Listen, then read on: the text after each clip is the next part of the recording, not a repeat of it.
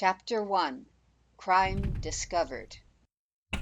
Newt Lee, night watchman, yawned and stretched his legs.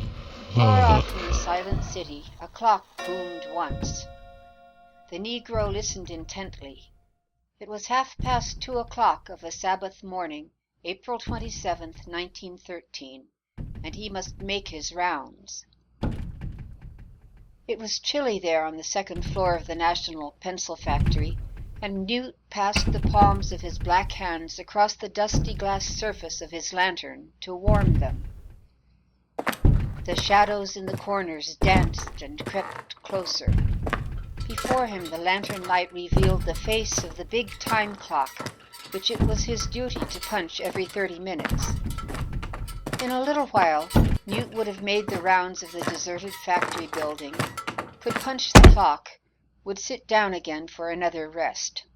And he was tired, too, he thought. He needed rest. "Yassa," he muttered to himself, "I's some tired."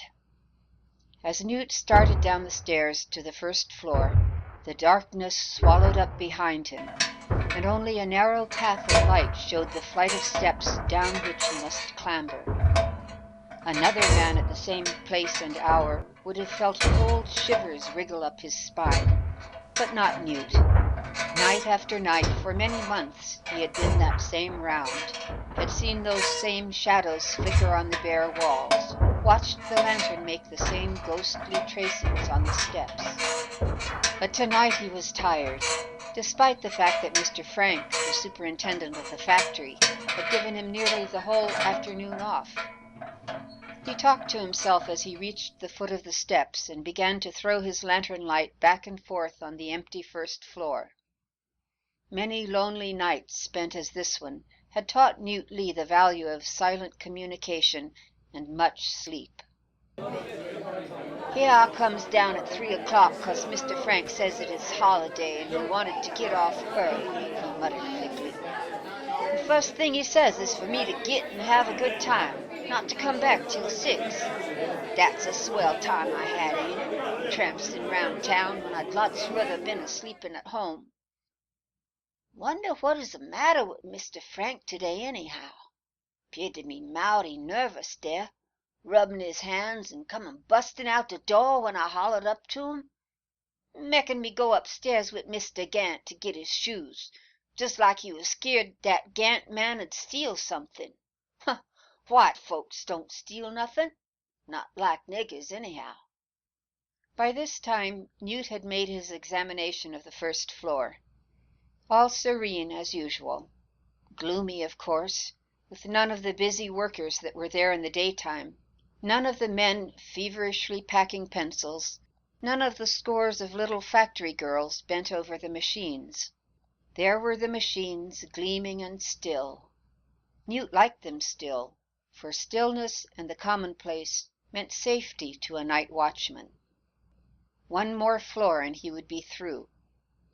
One more floor, the basement, darkest of the dark, always silent, always sinister. He raised the trap-door over the scuttle-hole. A dim light shot up. The gas jet was burning as usual, but it was turned down mighty low, thought Newt to himself.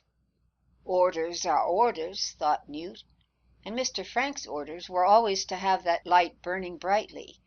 Well, he would see.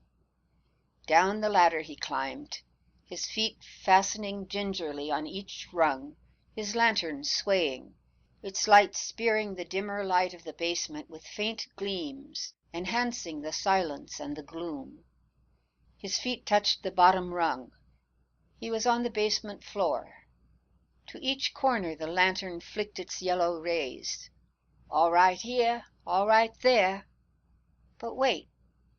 Over there by the boiler, on that pile of sawdust. Newt advanced 3 steps forward and stopped. Steady the light burned, shining on a little pile of clothes, and something else, something that Newt had never seen before. His heart thumped. He could hear it beat. His ears strained to catch some other sound, but from the sleeping city without All was silent as a tomb, nothing stirring but the quick, hard thump, thump of his heart. The silence pressed around him, gripping him, and for the first time in his life the Negro was seized with deadly, nauseous fear. He tried to throw it off. He swallowed something in his throat and tried to laugh. "Sho," he muttered aloud. "Them factory boys is just trying to scare me. Just a little holiday joke, that's all." His voice sounded harsh and grating in the stillness. "Just a little joke," he repeated fearfully, and then his voice trailed off into silence. One more step forward, one more flicker of the lantern, and Newt Lee stumbled back. He had seen something that caught his blood like an icy dam, and with one bound he was sobbing his way up the ladder. That thing by the boiler was no joke, no holiday prank. Jokes were not smeared with blood. Jokes did not have hair, nor staring eyes, nor faces bruised and scarred.